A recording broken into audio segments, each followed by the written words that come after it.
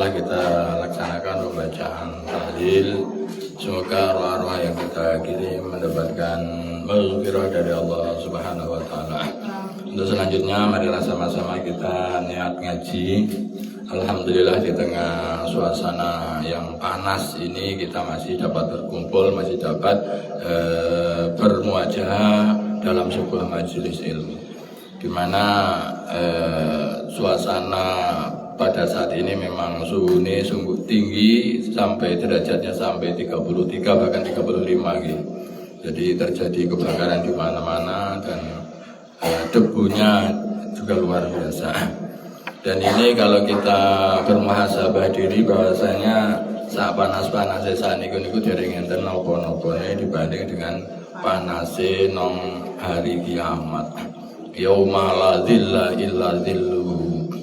Di hari di mana matahari itu tepat berada di atas kepala kita.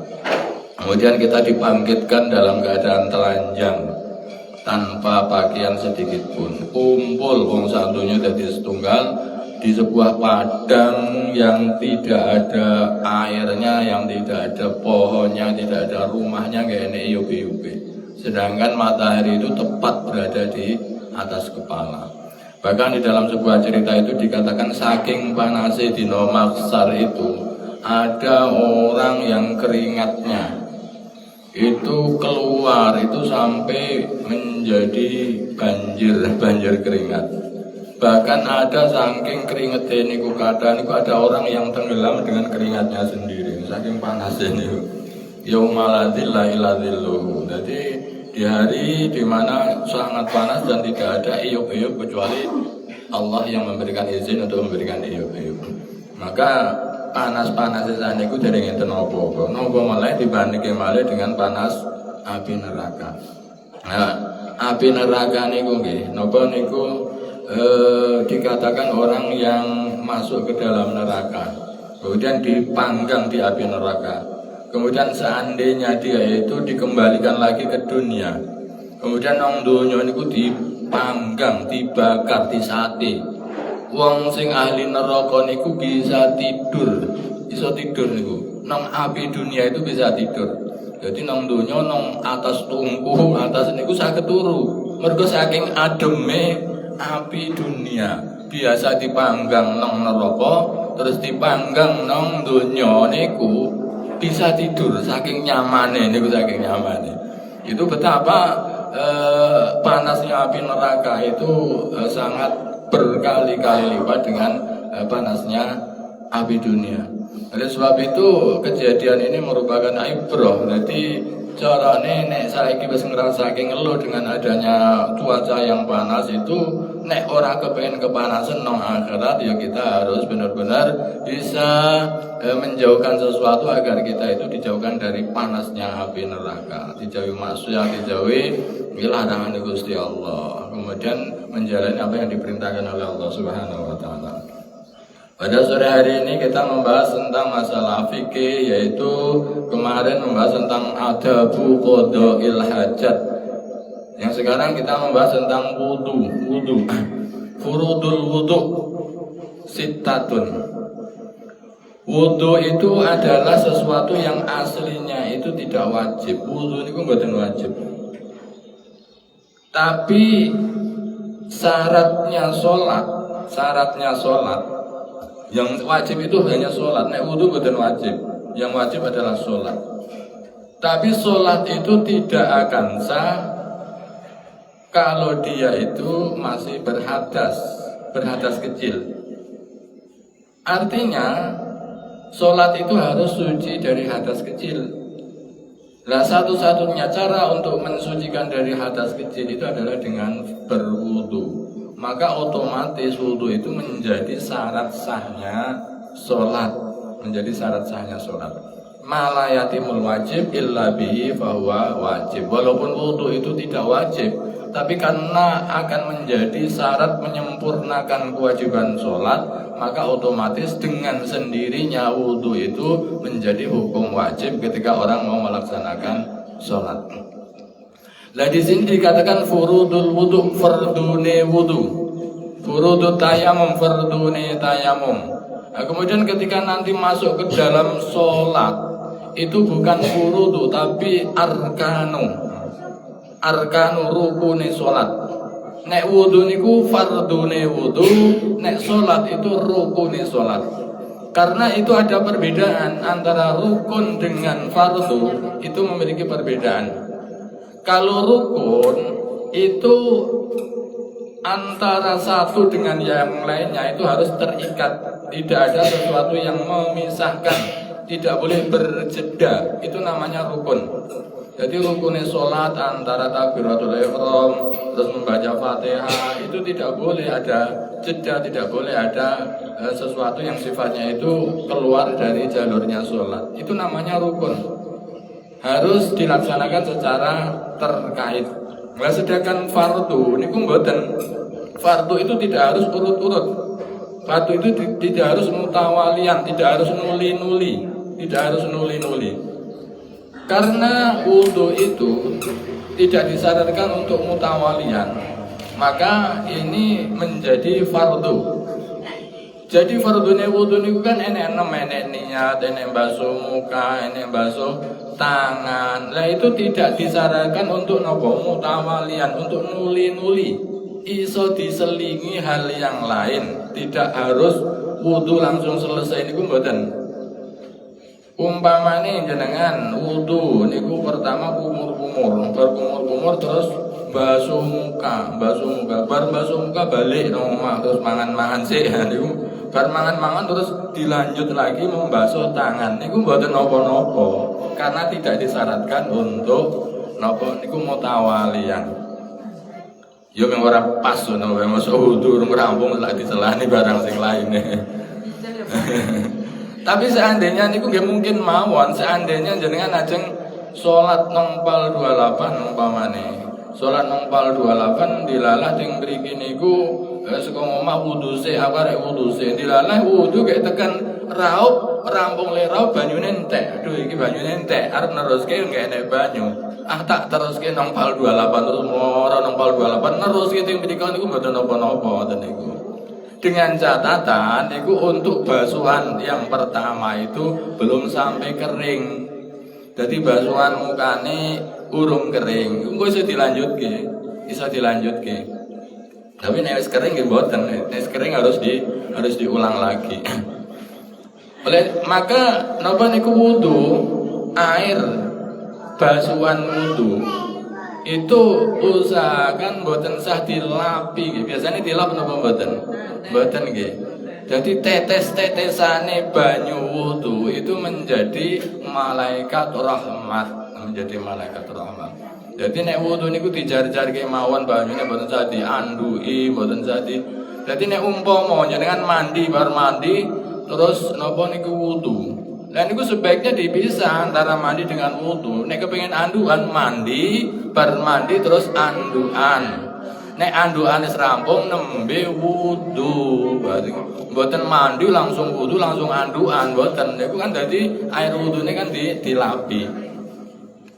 Nggih sah mawon wudune, tapi keutamaane niku sing kurang. Mergo napa? Tetes-tetesane banyu wudu niku wakilah itu menjadi tetesan menjadi malaikat rahmat yang akan memintakan rahmat kepada orang yang berwudu tersebut.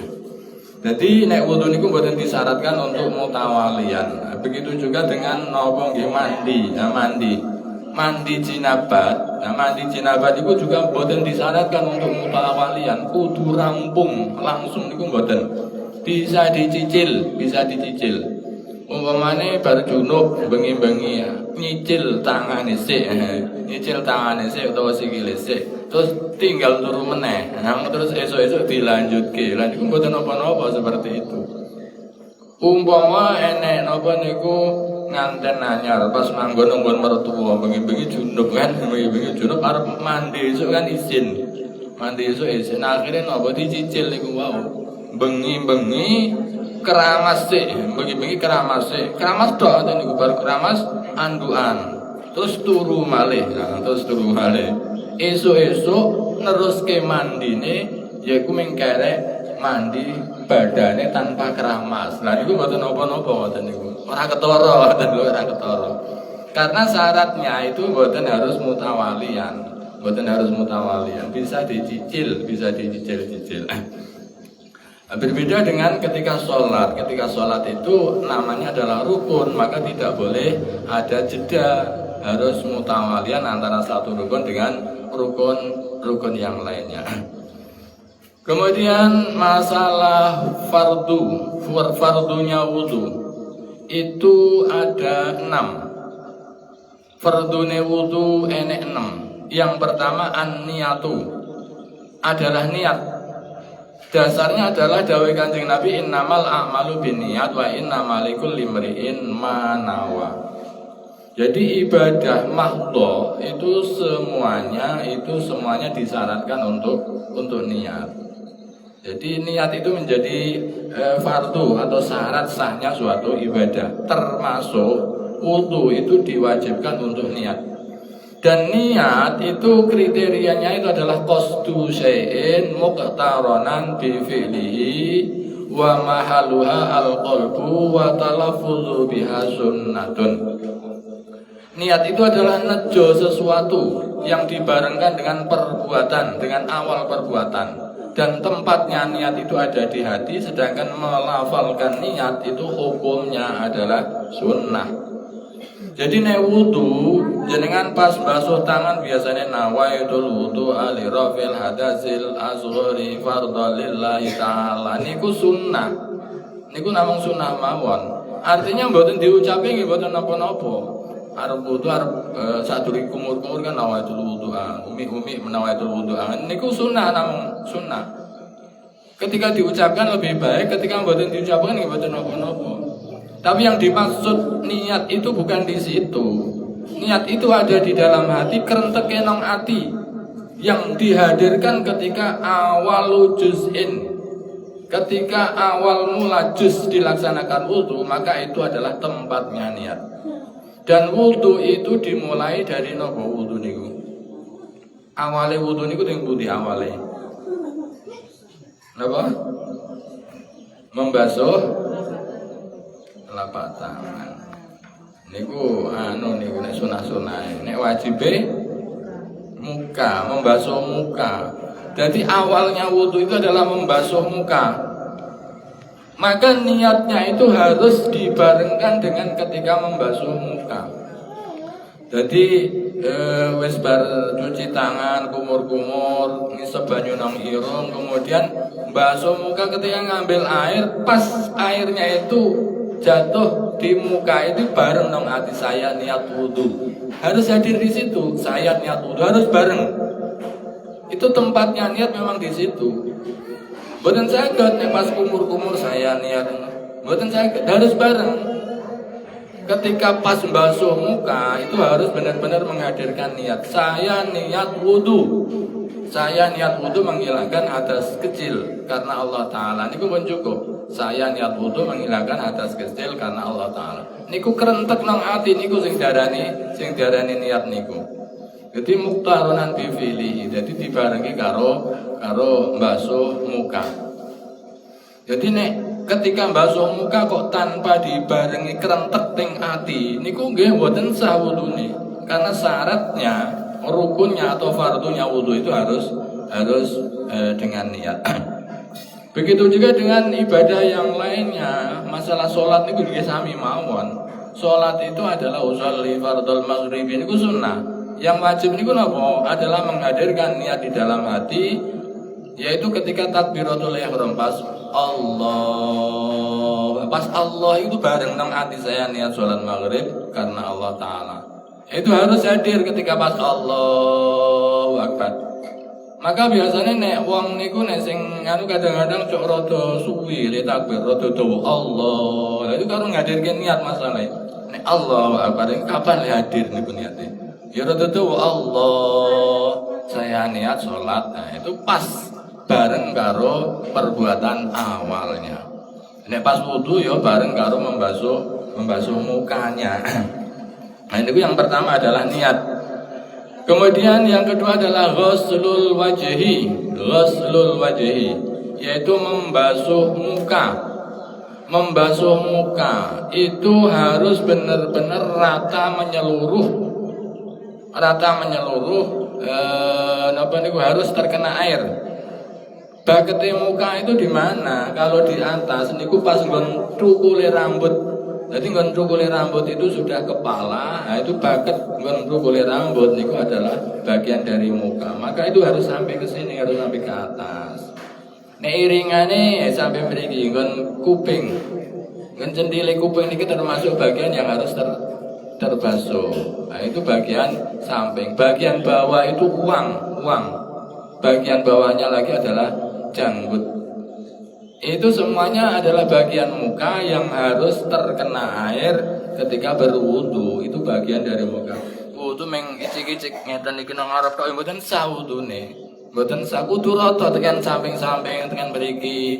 Maka dianjurkan ambil air terus diratakan sampai samping terus ke bawah. Men maksudnya niku banyune men rata seluruh muka itu harus terkena air. Jadi itu adalah ghuslul wajhi atau membasuh muka. Kemudian setelah membasuh muka tersebut, fardu yang ketiga itu adalah ghuslul yadaini ilal mirfaqaini, membasuh kedua tangan sampai kedua siku. Membasuh kedua tangan sampai kedua suku. Artinya ketika membasuh tangan itu bukan hanya jari-jari saja, bukan hanya pergelangan saja, tapi harus sampai ke siku. Siku sing belakang niki harus terkena air niki. Maka ketika memakai baju lengan panjang niku nek ajeng wudu nek nyalike baju niku rada sing tekan dhuwur.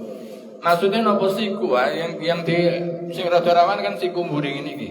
Itu harus benar-benar terkena air. Kemudian tata cara wudu ketika nang keran, ambil air di keran terus kemudian ambil air seperti ini.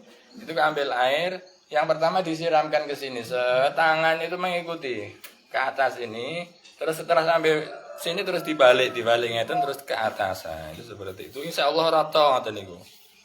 Niku nek nang keran ambil air seperti ini. Kalau di keran itu bisa juga dikucurkan dari atas ini, dari atas ini kerannya nah gini dia dikucurkan dari sini itu juga bisa. Jadi yang penting bagian siku yang bawah, yang belakang itu terkena air. Oh nek napa niku wudu nang jeding ngono enak kan nyemplungke ngono langsung kena kabeh banyu, kena kabeh tangane itu lebih enak lagi. Tapi syaratnya niku harus tertib. Maksudnya napa? Maksudnya iki ana sing tekon. Pak kula niku napa ajeng wudu pas mandi nyemplung nang blumbang. Karo niat wudu saged napa mboten ngoten niku. Dadi niate langsung nyilem ngono wis kena kabeh ngono kan. Ora payah basuh tangan wis kena kabeh ngoten niku. Lah ngoten niku mboten saged nyilem langsung dinate wudu kena kabeh tangane kena terus lane sikile kena mboten saged karena disyaratkan itu adalah tertib urut-urut. Iku jenenge bareng mboten urut-urut ngoten niku. Jenenge bareng. Jadi disyaratkan untuk urut-urut. Jadi saka wajah, saka tangan, rambut, kaki itu semuanya diurutkan satu-satu seperti itu. Jadi niku membasuh kedua tangan ilal mirfaqaini. Kemudian anggota wudu yang wajib terkena air itu tidak boleh ada apapun yang menghalangi air untuk sampai kepada anggota wudu tersebut. Umpamane ting tangan itu ada catnya, wajib dihilangkan sebelum berwudu. Dan enek cat nggih wudu nggih mboten sah. Mergo apa? Kulitnya itu terhalang oleh cat tersebut. Kalau ada sesuatu yang lain yang kira-kira menghalangi itu semuanya harus dihilangkan dulu. Nah, kemudian ada lagi kutek. Nganggo kutek piye bagaimana hukumnya ketika wudu nganggo kutek. Nah itu ada dua macam kutek atau kitek. Itu ada kitek yang sifatnya itu aslul hibri dan sifatnya itu adalah bukan aslul hibri.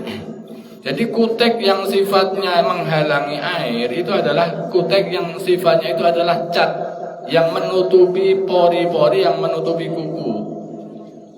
Biasanya kitek anak-anak kan dicat. Dan itu mboten saged untuk berwudu. Tapi kutek yang tidak menutupi pori-pori ataupun bagian dari kuku itu mboten menghalangi air. Ciri-cirinya apa? Ciri-cirine angger barang itu bisa dikerok, bisa dikerik, itu pasti menghalangi. Apapun barang yang menempel nek iso dikerik, niku pasti menghalangi niku, pasti. Apa wae sing iso dikerik. Jadi enek cat dikerik kan iso, enek tinta dikerik iso, berarti itu menghalangi. Apapun yang menghalangi, tapi kalau kutek sing ine itu kan memang mboten saged dikerek kan, mboten saged dikerek. Niku mboten napa-napa. Karena tidak bisa dikerek itu tidak menghalangi air. Karena itu sudah sifatnya itu bukan aslul hibri, mboten aslul hibri. Jadi biasanya sing mboten kenging niku nek kitek anak-anak niku. Kitek anak-anak niku mboten saged. Kemudian seluruh tangan itu harus terkena air, termasuk bagian dari kuku-kuku itu niki. Dari bagian dari kuku itu juga harus terkena air. Oleh sebab itu disunahkan untuk membersihkan atau memotong kuku agar bagian dari tangan itu tidak menghalangi air ketika berwudu. Karena bisa jadi bisa jadi air itu terhalang oleh sebab kukune dawa kayak ireng-ireng lah niku. Kukune dawa ireng-ireng ngoten niku. Itu kan banyune iso menghalangi sampai ke sini. Menghalangi sampai sini sehingga wudune mboten sah mergo niku enek penghalang ireng-ireng mau, kotoran kalau wau. Jadi carane niku memang mboten disunahkan untuk ngingu kuku niku mboten disunahke. Mbok iku kuku jempol, mbok driji, mbok jenthik niku sama-sama tidak disunahkan, mboten. Sing dianjurke niku ya tetep dipotong kuku iku. Tetep dipotong. Apa meneh nek kukune ireng-ireng, dawa-dawa ireng-ireng kan nggih omah macan jarene. Nggih omah macan. Aja kuku sing dawa-dawa, meneh ireng-ireng nggih omah macan. Kemudian napa niku ketika penghalang itu adalah berupa sesuatu yang sifatnya itu napa niku melewati tapi tidak menghalangi. Niku mboten napa-napa. Contohnya napa? Minyak itu kan tidak bisa kumpul dengan air. Saya kena tangannya kena minyak beripun, kena minyak atau kena oli. Jadi air kan tidak bisa berkumpul dengan minyak, tidak bisa bersatu, ngoten. Lah itu ngeten. Jadi oli atau minyak yang terkena tangan, nah, ketika mau berwudu itu tetap mengesahkan wudu. Karena apa? Syaratnya air mengalir itu tidak harus menetap, yang penting wis melewati. Ya memang orang bisa menyatu tapi sudah melewati.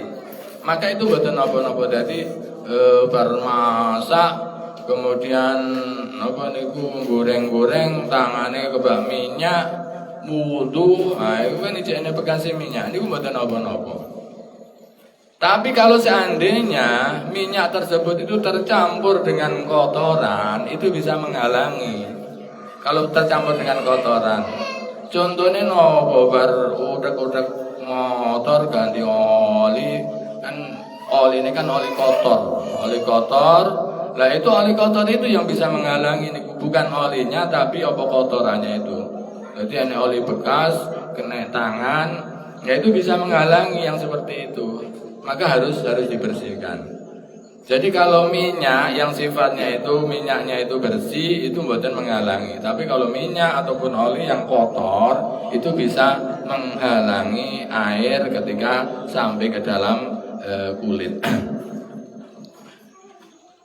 Kemudian banyak penghalang itu, termasuk diantaranya cat, termasuk diantaranya minyak yang kotor, termasuk diantaranya lagi adalah tato. Nah, tato itu juga menghalangi niku. Tato niku maka wong Islam gak oleh tatoan niku mergo napa? Mergo niku nek mandi niku mboten sah, nek salat nek wudu juga mboten sah karena itu menghalangi air sampai ke dalam kulit. Oleh sebab itu nek mbiyen umpamane enom wis dadi wong dugal, wis kadung dadi wong preman, wis kadung awake kebak tatoan. Terus rada tuwa tobat. Tapi wis kadung awake kakeh tatone, arep dilangi wis kangelan. Nah, seperti itu. Lah itu bagaimana hukumnya? Gini ku sing penting orang tersebut itu sudah berikhtiar semaksimal mungkin untuk menghilangkan tatonya. Wis usaha. Wis ikhtiar. Mbok iku dengan cara dilaser maupun dengan cara dikapake wis ikhtiar. Sehingga dengan ikhtiar itu pada akhirnya kok tetap gak iso hilang. Lah niku pun dimaafkan. Wis ora apa-apa wis iso diilangi. Tapi wajib berusaha untuk menghilangkan. Wajib. Nah, ketika memang tidak bisa hilang ya insyaallah dimaafkan. Tapi walaupun dimaafkan iku ya nek salat barang ya oleh salat dhewe mboten sah dadi imam. Mergo imame ya kurang sempurna nek seperti itu. Nek salat dhewe mboten napa-napa. Kemudian yang selanjutnya adalah setelah ghuslul yadaini ilal mirfaqaini yaitu mashu ba'dir ra'si. Mashu itu mengusap. Ba'di itu setengah, roksi itu sirah, mengusap sebagian kepala, Jadi perbedaannya nek kepala kok mashu, tapi nek tangan dan muka kok ghuslu. Nah, itu perbedaannya apa? Nek muka dan tangan itu ghuslu itu artinya adalah membasuh. Lah membasuh itu syaratnya itu apa? Harus ada air yang mengalir. Harus wajib ada air yang mengalir, ngambil airnya sampai mengalir. Di tangan juga sampai mengalir. Itu namanya adalah ghuslu. Tapi kalau ba'dir ra'si itu bukan ghuslu tapi mashu, mengusap. Lah kalau mengusap itu tidak disyaratkan untuk mengalirnya air. Untuk mengalirkan air. Artinya ketika membasuh kepala itu tidak harus pakai air yang mengalir. Tapi cukup diambil air, dikipat-kipat iki terus ditempel. Iki niku pun sah niku. Lah saniki nek umpamane kok nang rambut iki kok diwajibke ghuslu. Wah iku repot sedina kudu keramas ping 5. Sedina keramas ping 5 masuk angin. Maka tidak disyaratkan niku untuk wajah, untuk niku sirah niku tidak disyaratkan untuk ghuslu, tapi mashu cukup mengambil airnya dikipat-kipat terus ditempelke nang kepala. Jadi ting mriki niku mashu ba'dir ra'si, mengusap sebagian kepala. Jadi sing wajib diusap niku mboten rambut, asline niku. Sing wajib diusap itu adalah kepala. Biasanya sing diusap napa rambut napa kepala? Rambut nggih. Asline niku yang wajib itu adalah kepala. Tapi berhubung di dalam kepala itu ketutupan rambut, maka ada keringanan. Mashu ba'dir ra'si. Yaitu bisa mashu ba'di sya'rir ra'si. Ada keringanan ya wis nek kira-kira ketutupan rambut ya oleh membasuh atau mengusap sebagian rambut yang ada di kepala lah niku.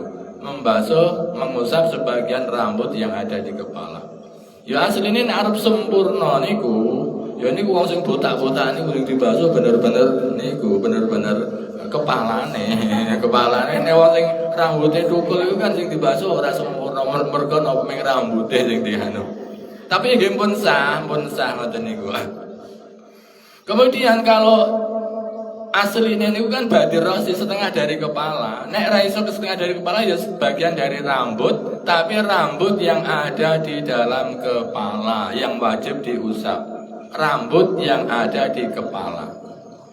Jadi basuh, mengusap sebagian rambut itu harus ambil air, kemudian ditempelkan ke dalam rambut yang ada di kepala.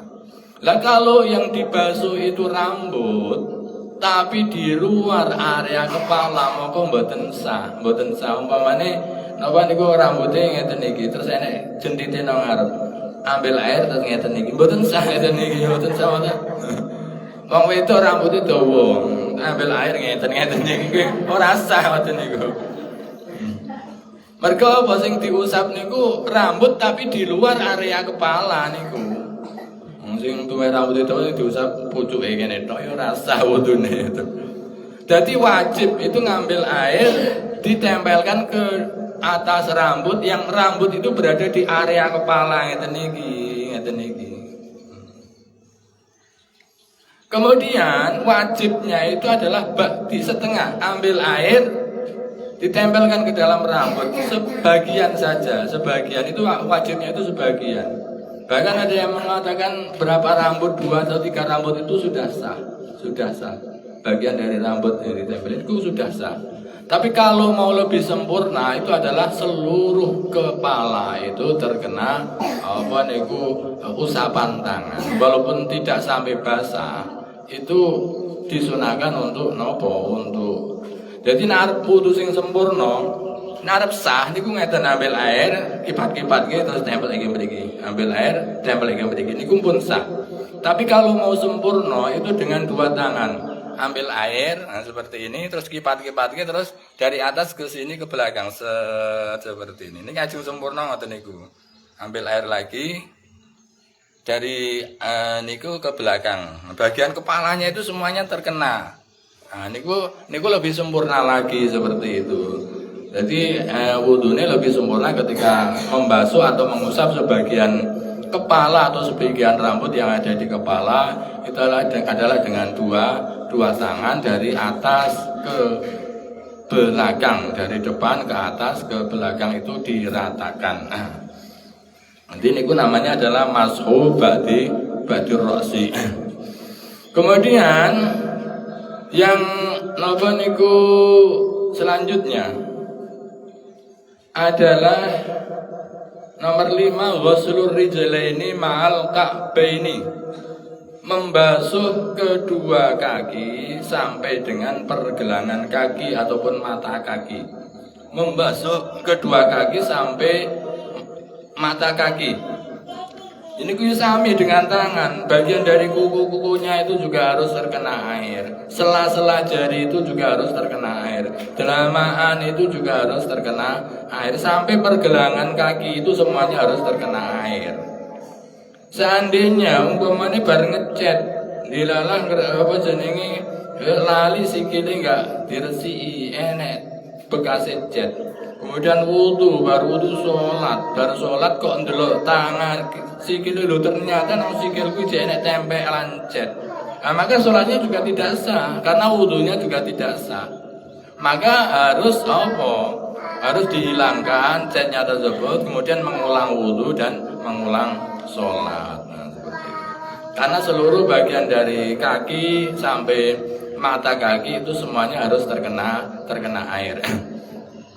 Kemudian kalau wajibnya itu sampai pergelangan kaki, tapi kalau sunnahnya itu sampai dengkul. Sing disunahke itu tekan dengkul niku. Basuh kaki sampai dengkul. Wajibnya pergelangan kaki. Tapi sunahnya sampai dengkul. Kalau riyen nek cilik niku nek wudu Mas pasti dengkul niku sampai basah. Dengkul niku masih basah, tapi batang wis gede iki jarang tekan dengkul niku, mata kaki niku sing penting. Nerian cilik niku tekan dengkul, batang suwe-suwe kok tekan mata kaki. Dadi mengalap wajib bedok.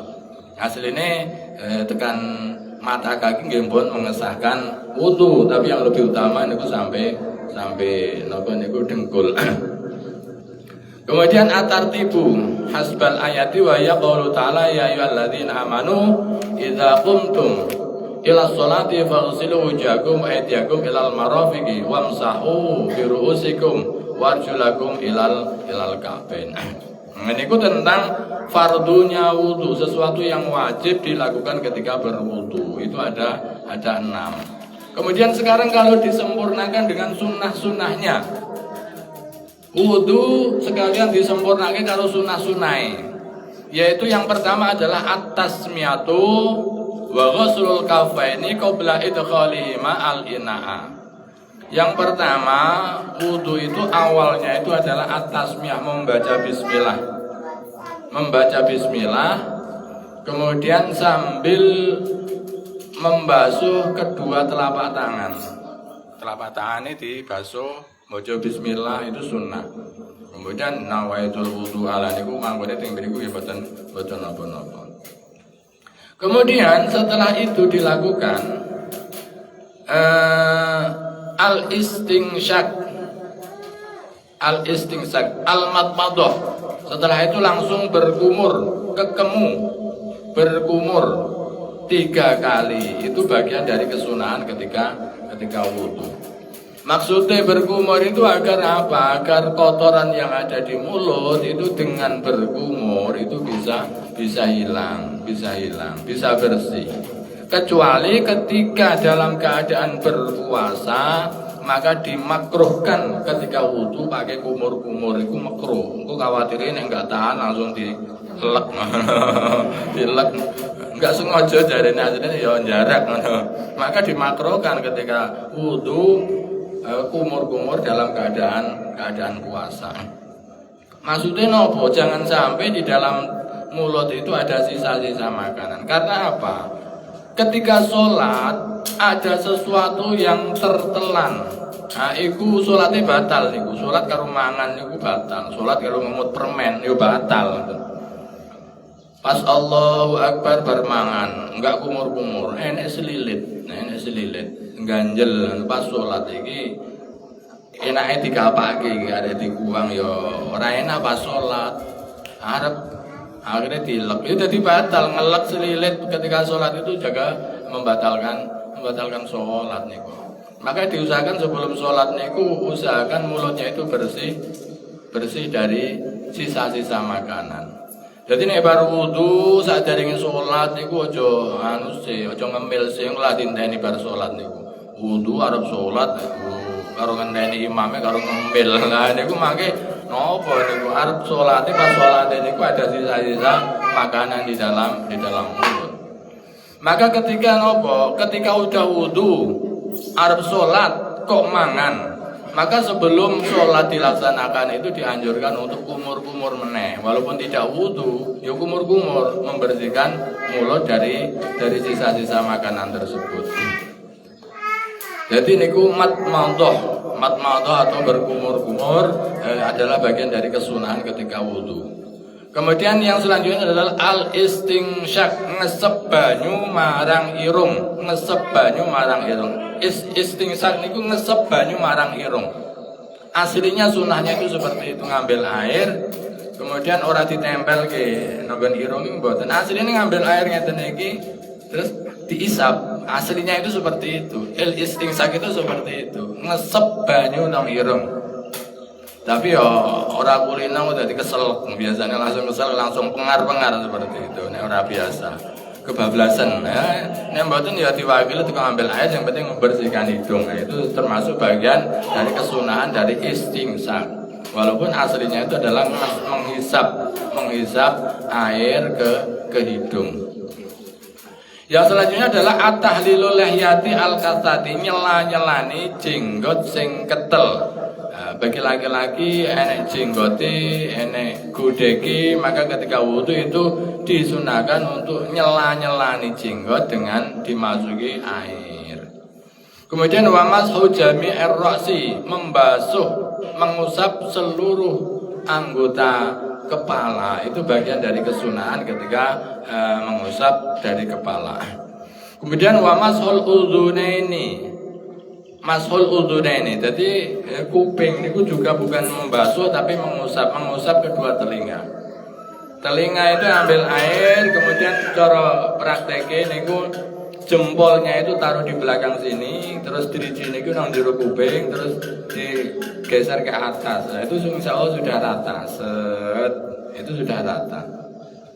Jadi jempolnya nang mburi, dirijine nang jero, terus digeser ke atas. Nah, jadi insyaallah pun rata ketika mengusap napa niku uzunaini dua telinga. Jadi membasuh atau mengusap dua telinga itu zahiri wa batini, ya telinga bagian luar dan telinga bagian dalam itu semuanya dianjurkan, disunahkan untuk dibasuh, diusap. Kemudian kesunahan selanjutnya adalah watahlilu asabil yadaini, nyelani jari-jari kedua tangan. Warijlaini, dan nyelani kedua jari-jari yang ada di kaki. Jadi sela-selane jari nek pas basuh tangan atau mungkin di sela-selani nggo tangan nggo driji. Maksudnya benar-benar airnya itu bisa merata bagi bagian sing sempit-sempit, sing nyelempit itu semuanya terkena air. Kemudian watayamunu, disunahkan ketika berwudu itu didahulukan anggota yang kanan. Arep basuh tangan ya kanan sih, bar kanan baru kiri. Arep basuh kaki ya kanan sih, nanti baru kiri. Basuh telinga ya kanan sih, nanti baru kiri. Jadi didahulukan anggota yang kanan, setelah itu baru kiri. Kemudian wataslisu, mengulangi basuhan, setiap basuhan itu 3 kali, itu bagian dari kesunahan. Nek wajib niku namung pisan mawon, basuh muka sekali, basuh tangan sekali, basuh kaki sekali, itu pun sah. Itu wajibnya itu cuma sekali. Tapi kalau lebih mau sempurna itu disempurnakan dengan 3 kali basuhan, sehingga itu mendapatkan kesunahan dengan 3 kali tersebut. Kemudian yang selanjutnya adalah wal mualatu nuli. Nah, nuli iku sunah. Yo sah mawon wudu ting mriki terus dilanjutke ting omah lain. Itu sah mawon wudunya, tapi mboten mendapatkan kesunahan mualah. Jadi yang disunatke sekali wudu langsung selesai, yaitu bagian dari sunahnya itu seperti itu. Kemudian yang terakhir itu adalah waddu'a ba'dahu, membaca doa setelah selesai wudu. Apal mboten dongane habis wudu iki? Mboten apal iki. Ini pun biasanya kita donga mboten bar wudu niku. Napa dongane? Asyhadu an la ilaha illallah. Terus Allahumma ij'alni minat tawwabina waj'alni minal mutatahhirina waj'alni min ibadikas sholihin. Dan itu bagian dari doa ketika sudah selesai wudu, disunahkan untuk berdoa. Kemudian yang selanjutnya nawaqidul wudu, sesuatu yang membatalkan wudu. Sesuatu yang membatalkan wudu itu yang pertama adalah zawalul aqli binaumin ala hayati ghairi mumakkinin maq'adahu minal ardi. Hilangnya akal sebab tidur. Yang tidur itu tidak dalam keadaan bokonge netep nempel nong bumi. Itu semuanya tidur membatalkan wudu. Jadi ketika tidur itu pasti batal wudunya, walaupun tidurnya cuma sebentar. Ora krasa makler namung sak menit, ya batal wudune. Ya biasane isu-isu bar subuh cek ngantuk karo kanca Quran ngantuk turu. Iku batal wudune ngoten niku. Jadi setiap tidur itu membatalkan wudu. Satu-satunya tidur yang tidak membatalkan wudu itu adalah tidurnya orang yang bersila. Sila ngeten iki. Kok turu niku mboten batal wudune. Syaratnya kudu sila. Ora oleh berubah-ubah posisi bokonge. Lah niku satu-satunya napa niku tidur yang tidak membatalkan wudu. Dan itu terjadi biasanya nek wong lanang pas Jumatan. Pas Jumatan termasuk kula barang gede Jumatan urake napa niku khotbah iku nglangut ke rasane terus ngantuk ya wene niku. Akhirnya turu, tapi mboten batal karena posisinya dalam keadaan bersila. Tapi bersila itu posisinya juga harus bersila sing tegak. Artinya tidak boleh ada sesuatu yang menyandari. Jadi umpamane ngantuk karo sila, turu lendetan, yo batal karo lendetan itu. Batal ngoten niku. Karo lendetan nang pojok atau nang niku batal. Atau tidak lendetan napa? Jagang tangane ngeten iki, tangane di ngeten iki turu karo sila karo ngeten iki nggih pun batal ngeten iki. Tangane dijagangke ngeten iki pun batal. Memang kudu posisinya kudu anteng ngeten gak oleh sandaran, gak oleh terus gak oleh napa lentak-lentruk ngasih berubah posisi lah niku juga membatalkan. Jadi kudu memang posisinya itu sila anteng, ora sandaran, ora lendetan. Itu satu-satunya tidur yang tidak membatalkan wudu. Selain dari itu, maka setiap tidur itu adalah termasuk bagian dari zawalul akli, hilang akalnya yang menyebabkan batal wudunya.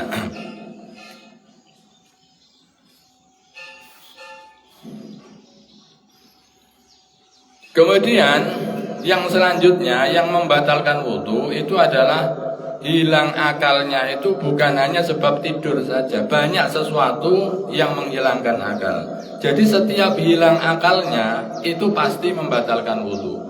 Termasuk diantaranya adalah tidur, atau mungkin karena sakit keras sampai koma, itu sampai hilang akalnya. Nah, berarti itu hilang akalnya seperti itu membatalkan wudu. Atau sakit saking panas demam tinggi ngasih ngelindur lah niku jenenge hilang akalnya. Itu juga membatalkan wudu. Jadi sakit yang keras yang sampai kehilangan akalnya itu membatalkan wudu. Atau bisa juga hilang akalnya itu karena apa? Karena jununin, karena gila. Gila itu kan hilang akalnya, maka juga langsung batal. Jadi nek wong edan kok wudu iku percuma. Mergo apa ora duwe akal kok wudu yo langsung batal, mergo enggak duwe akal. Jadi ketika hilang akalnya itu langsung batal. Wa irma'in utawa ayan, wong ayan itu juga hilang akalnya, maka itu termasuk membatalkan wudu. Ada lagi batal itu karena apa? Lisukarin mendem, mabuk ngefly. Ya, ngefly itu juga hilang akalnya. Maka ngefly, minum-minuman keras, narkoba itu langsung hilang akalnya. Maka itu langsung membatalkan wudu. Kemudian ada lagi kaget yang syiddah, kaget yang sangat nemen, itu juga bisa membatalkan wudu. Kaget sing nemen loh. Walaupun hilangnya itu cuma sebentar, tapi itu sudah menghilangkan akal.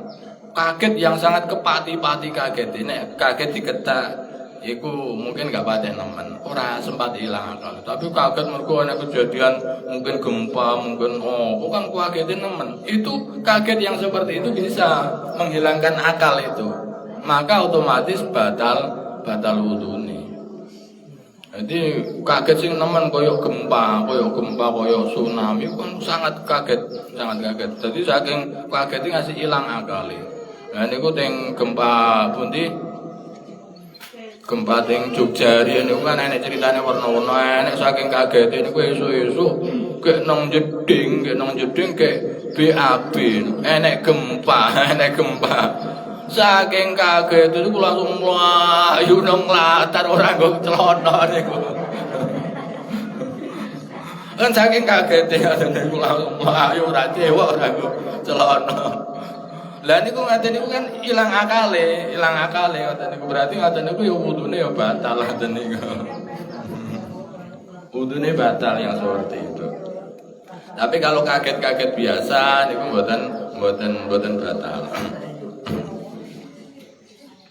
Kemudian yang selanjutnya yang membatalkan wudu itu adalah khuruju syai'in minas sabilaini, keluarnya sesuatu dari kubul ataupun dubur. Setiap apapun yang keluar dari kubul atau dubur itu semuanya itu membatalkan wudu. Entah air kencing, entah berak, entah napa niku kentut, entah apapun yang keluar dari kubul atau dubur itu semuanya membatalkan wudu. Dasarnya la yuqbalullahu sholata ahadikum idza ahdasa hatta yatawaddoa.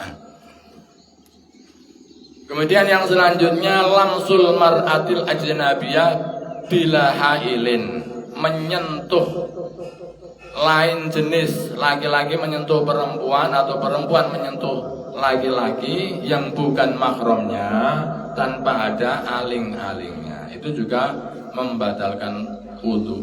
Jadi sentuhan menyentuh kulit laki-laki dan perempuan yang bukan mahramnya itu membatalkan wudu seketika, membatalkan wudu. Syaratnya adalah kalau sudah sama-sama besarnya. Kalau sudah sama-sama besarnya. Jadi nek sing lanang ki gedhe, nek sing wedok ijek cilik, ijek umur 5 tahun, 6 tahun iku mboten batal. Tapi seandainya perempuannya itu sudah sekitar umur 8 sampai 9 tahun itu sudah batali, niku 8 9 itu sudah batali. Walaupun belum haid, ya, kalau itu sudah tamyiz, sudah apa niku sudah batali ngoten niku. Sekitar 8 9 itu pun batal gini ketika bersentuhan ngoten niku.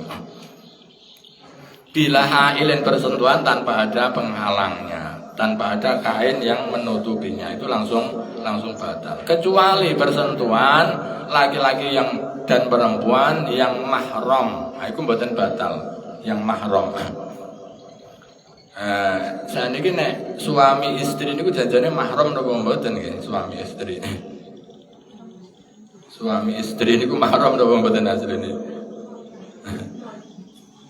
Jadi nek bersentuhan batal nopo mboten bersentuhan? Batal nggih. Batal. Jadi niku enek aula mastumun nisa, itu ada yang mengatakan bahwasanya bersentuhan dengan istri itu ada yang mengatakan tidak batal, ada yang mengatakan batal.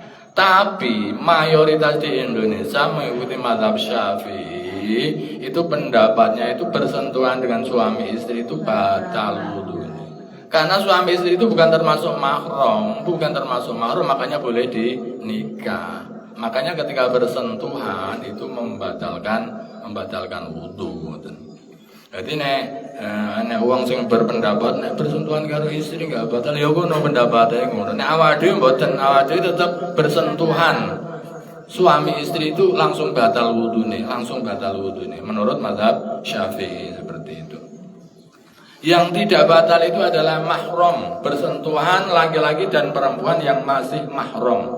Nah sekarang mahram itu siapa saja? Mahram itu yang pertama itu adalah al-aslu. Jadi orang tua ke atas, bapak atau ibu mbah buyute, mbah canggai ke atas itu semuanya mahram. Jadi wong tua ke atas itu adalah mahram yang tidak batal ketika bersentuhan. Kemudian yang kedua itu adalah al-far'u, anak ke bawah. Yo anake, yo putune, yo cicite itu kan terus itu semuanya adalah mahram. Ketika bersentuhan tidak batal. Kemudian yang termasuk mahram itu adalah saudara kandung, kakaknya, adiknya, itu adalah mahram. Saudara kandung itu adalah mahram atau saudara persusuan.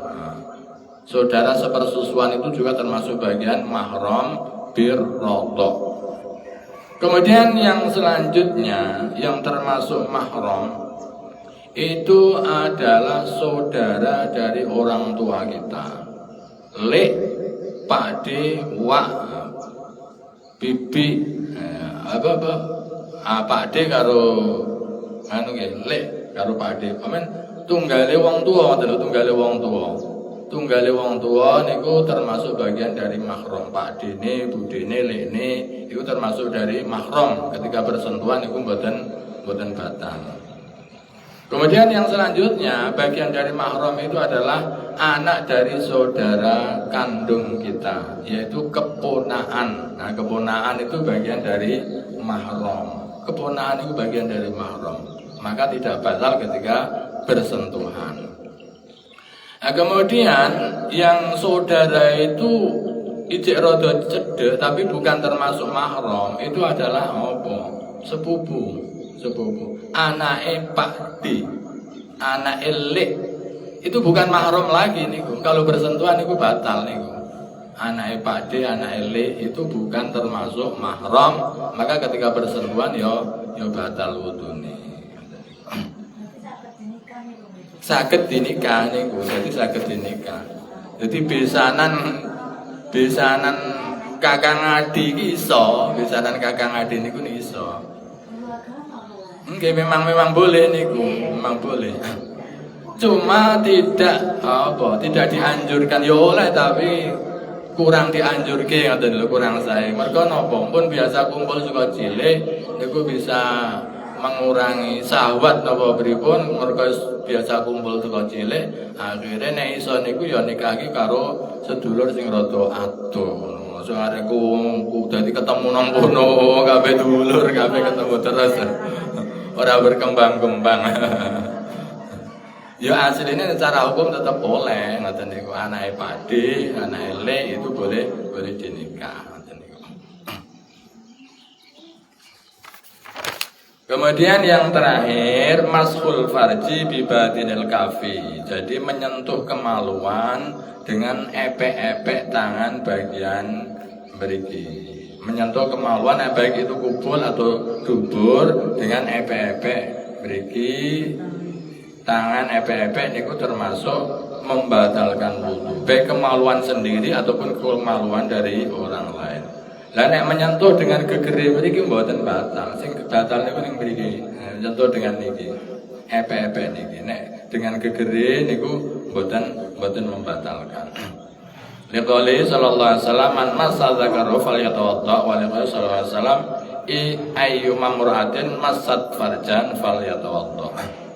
Mungkin sak dereng diakhiri enten sing dereng paham enten sing ajeng ditangletke monggo kula persilahkan ajeng tanglet.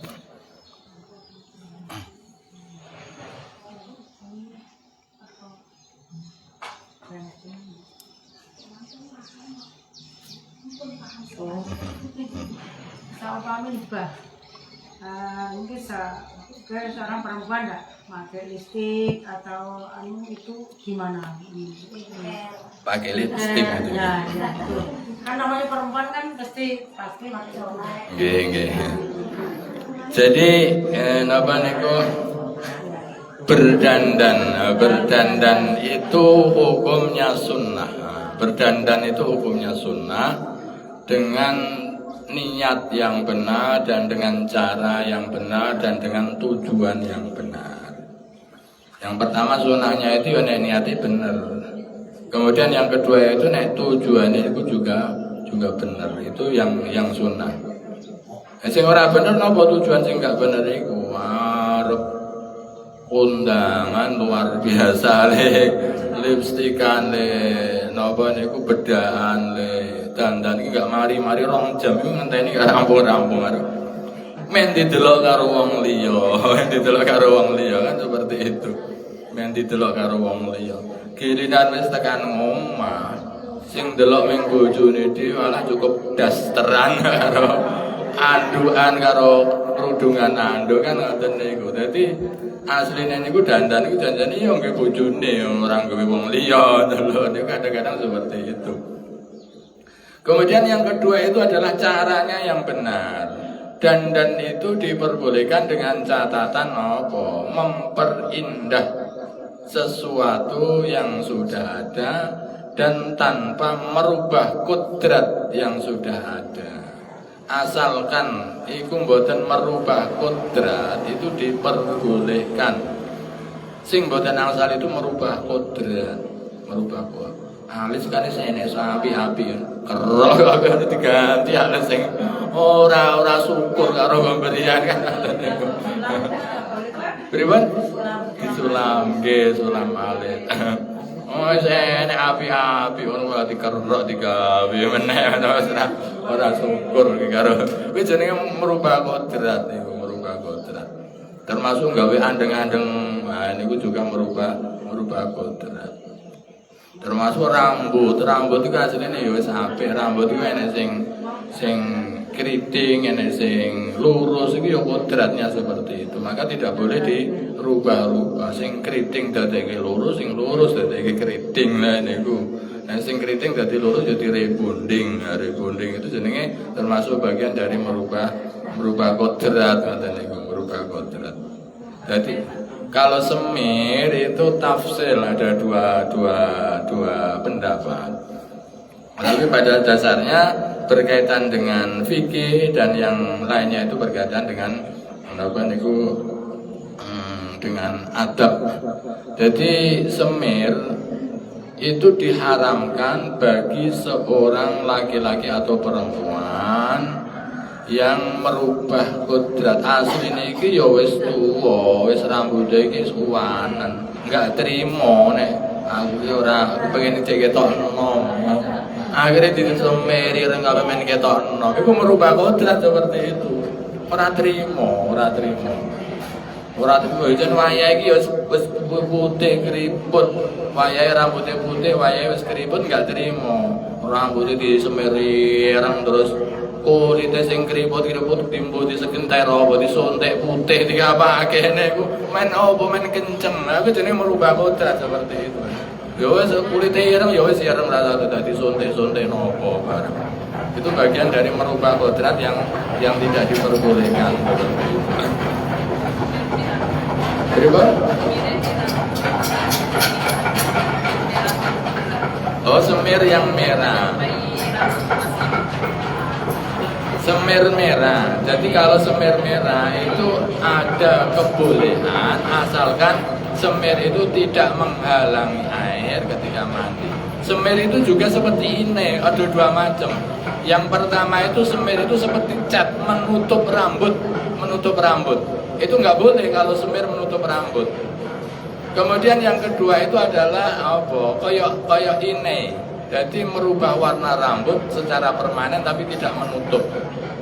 Jadi jadi abang-abang koyok bule ngono kae kan warnanya itu memang warna alami yang tidak sifatnya itu tidak cat boten. Tapi ya itu diperbolehkan seperti itu. Karena boten menutup rambut.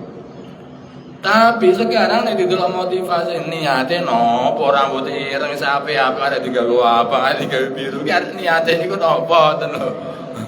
Niate men kita koyo bule nopo pripo nopo men kita lain dari yang lain dan itu kan yang perlu dipertanyakan kan seperti itu. Walaupun boleh tapi niate karep ki opo. Zamane Kanjeng Nabi niku enten sahabat-sahabat termasuk Kanjeng Nabi ku rambutnya iki disemir abang-abang. Tapi niatnya itu mergo zaman perang, men ketok serem, men musuhe padha wedi, akhire rambutnya disemir. Lah saiki men nopo? Disemir men bojone wedi apa piye ngono. Men bojone wedi. Wis ora enek perang. Jaman Kanjeng Nabi kan men musuhe padha wedi. Saiki arep disemir abang men apa? Men bojone wedi, men tanggane do wedi apa piye.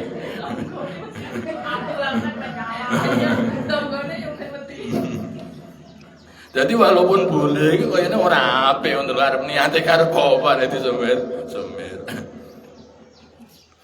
Jadi berdandan itu pada dasarnya itu diperbolehkan bahkan disunahkan dengan niat yang benar dengan cara yang benar. Dengan niat yang benar dan dengan cara yang benar. Barangkali ini yang dapat kita bahas pada sore hari ini. Kita tutup bersama dengan bacaan doa. A'udzubillahi minasyaitonir rajim. Bismillahirrahmanirrahim. Muhammad wa ala sayyidina Muhammad sayyidina sallallahu alaihi wasallam. Syakirin. Alhamdulillah nabi kita ya Muhammad masjidna bil junah afatum dalan hajjatu irin hayati wa balmat. Allahumma taqabbal qur'ana min al-Qur'an al-azim wa mahallana sallallahu alaihi wasallam hadiyatan wasilah wa rahmatan hamdan syafa Muhammadin sallallahu alaihi wasallam wajib jami'an sallallahu alaihi wa sallam jami'an al-qur'an musalla Syekh Abdul Qadir jami' Syekh al-Marjan al-Karam jami'an ahlul qubur min masyarikh al-ardi fi maqbarah min hadwa ana amman anjal min syarr Allahumma rahmatan wa barakatan Allahumma tarjuna dunfun وجل آخرنا من قول لا إله إلا الله محمد رسول الله صلى الله عليه وسلم يا تناسلنا إن رجينا ربي راضية مرضية ربنا ظلمنا أنفسنا ترحمنا لنكونن من الخاسرين ربنا آتنا في الدنيا حسنة وفي الآخرة حسنة وقنا عذاب النار أبرار يا عز وغفر يا رب العالمين اللهم صل على نبينا بارك وسلم محمد زاد من سيبا وسلم وسلم الحمد لله رب العالمين تقبل الله منكم منا ومنكم تقبل يا كريم آخر قولي والسلام عليكم ورحمة الله وبركاته. Waalaikumsalam.